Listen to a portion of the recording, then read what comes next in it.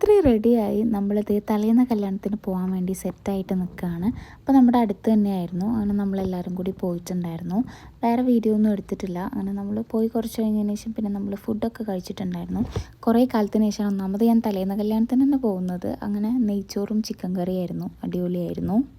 അത് കഴിഞ്ഞ് വീട്ടിലെത്തി. ഒരു കയ്യിൽ ഓൾറെഡി മെഹന്തി ഉണ്ട്, അപ്പോൾ അപ്പുറത്തെ കയ്യിലും ഒരു കുഞ്ഞ് ഡിസൈൻ മിനിനെ കൊണ്ട് വരപ്പിച്ചിട്ടുണ്ടായിരുന്നു. അങ്ങനെ അതൊക്കെ കഴിഞ്ഞ് പിന്നെ പിറ്റേ ദിവസം രാവിലെ നമ്മൾ ബ്രേക്ക്ഫാസ്റ്റ് ഒക്കെ കഴിച്ച് വീണ്ടും നമ്മൾ കല്യാണത്തിന് പോയിട്ടുണ്ടായിരുന്നു. അപ്പോൾ ചെന്നപാടെ വെൽക്കം ഡ്രിങ്ക് ആണ് ഫസ്റ്റ് തന്നെ കുടിക്കുന്നത്. ഒന്നാമത് ഈ ചൂടത്ത് നല്ല അടിപൊളി തണുത്ത വാട്ടർമെലൺ ജ്യൂസ് അടിപൊളിയായിരുന്നു. അത് കഴിഞ്ഞ് പിന്നെ നമ്മളൊന്നും നോക്കിയില്ല, നേരെ പോയത് ഫുഡ് കഴിക്കാൻ വേണ്ടിയിട്ടാണ്.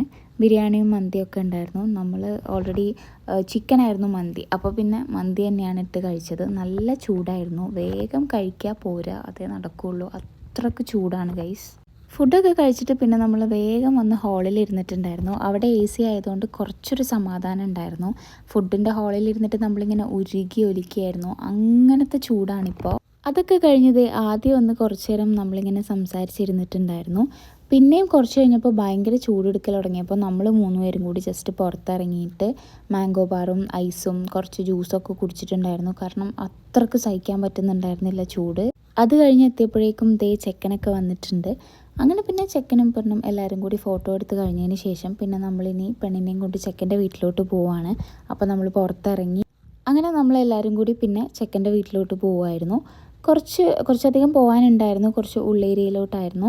അങ്ങനെ നമ്മൾ അവിടെ എത്തി. ഒബ്വിയസ്ലി തണുത്ത നല്ല ജ്യൂസ് ഉണ്ടായിരുന്നു, ജ്യൂസൊക്കെ കുടിച്ചു. പിന്നെ വേറെ ഫുഡും കാര്യങ്ങളൊക്കെ ഉണ്ടായിരുന്നു, അതൊക്കെ കഴിച്ച് സത്യം പറഞ്ഞാൽ ഭയങ്കരമായിട്ട് ടയേർഡായിട്ടുണ്ടായിരുന്നു. പിന്നെ വീട്ടിലെത്തിയതും കിടന്നതും മാത്രമേ ഓർമ്മയുള്ളൂ.